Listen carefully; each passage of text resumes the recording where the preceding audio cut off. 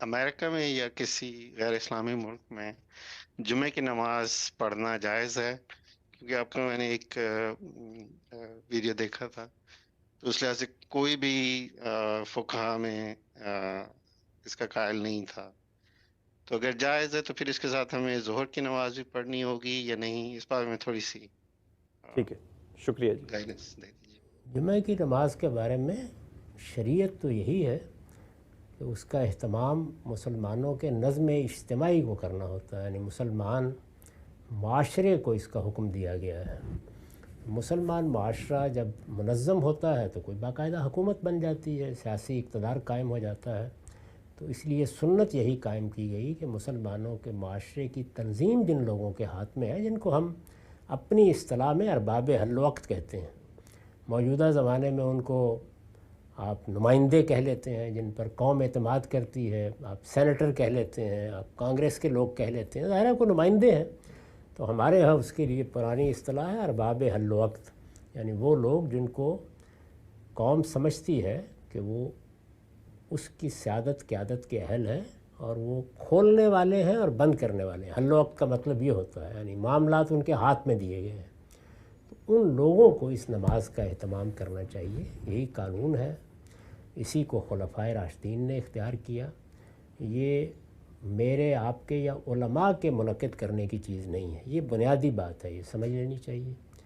اب مسلمانوں کا نظم اجتماعی یہ آپ جانتے ہیں کہ بعض ملکوں میں بالکل ختم ہو گیا۔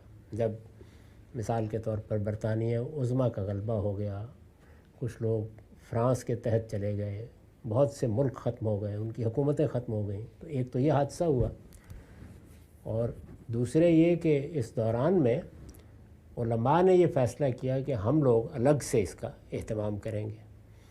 تو اصل بات کیا تھی، دین کا حکم کیا ہے، یہ کیوں ایک ہفتے میں اجتماع منعقد کیا جاتا ہے، اس کی ساری روح ہی لوگوں کی نگاہوں سے اوجھل ہو گئی۔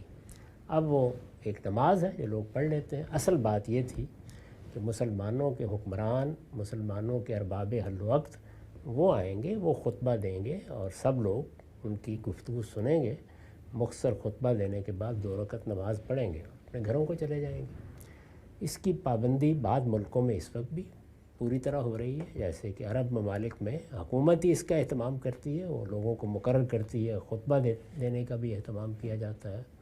ہم لوگ ملیشیا میں رہے، وہاں پر بھی یہی اہتمام تھا، لیکن بہت سی جگہوں پر خود مسلمان ملکوں میں بھی یہ چیز لوگوں کے شعور سے نکل گئی، اس طرح نہیں ہے۔ تو اس لیے بار بار توجہ دلانی چاہیے کہ اصل بات یہ ہے، جمعے کی یہ حیثیت ہے اور اس طرح سے اس کو ہونا چاہیے۔ اگر آپ غور کر کے دیکھیں تو ہمارے ہاں جو مذہبی نوعیت کا فساد پیدا ہوا ہے فرقہ بندیوں سے، علماء کی باہمی جنگ و جدال سے، اس کا بڑا سبب یہ بن گیا ہے۔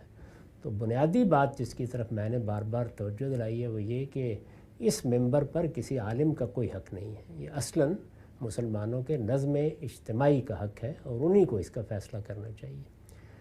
اب جہاں جہاں ایسا نہیں ہوا تو وہاں یہ سوال پیدا ہوا کہ کیا کیا جائے۔ تو مسلمان معاشرے کے ذمہ دار لوگوں نے جگہ جگہ یہ فیصلہ کیا کہ ہم اس کا اہتمام کرتے ہیں۔ جو لوگ ہجرت کر کے دوسرے ملکوں میں گئے ان کو بھی جب موقع ملا تو انہوں نے بھی یہی فیصلہ کیا۔ میرا اصول یہ ہے کہ میں کسی غلطی کی طرف توجہ دلاؤں گا، لیکن اگر معاملہ اجتماعی ہے، جیسے چاند دیکھنے کا معاملہ ہے، عید کرنے کا معاملہ ہے، حج منعقد کرنے کا معاملہ ہے، جمعہ پڑھنے کا معاملہ ہے، اس میں مسلمان کوئی فیصلہ کرنے تو عملاً اسی کی پابندی کرتا ہوں۔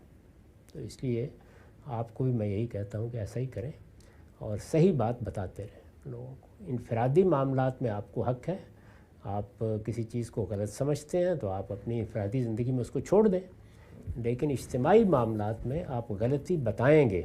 یہ نہیں ہو سکتا کہ مجھے پورا اطمینان بھی ہو کہ اس وقت چاند دیکھنے میں غلطی کی گئی ہے، لیکن جو عید کا اعلان کیا جائے گا میں اسی پر عید کروں گا، اور جو رمضان کا اعلان کیا جائے گا اسی پر روزہ رکھوں گا۔ ٹھیک ہے سر، بات واضح ہوئی، بہت شکریہ۔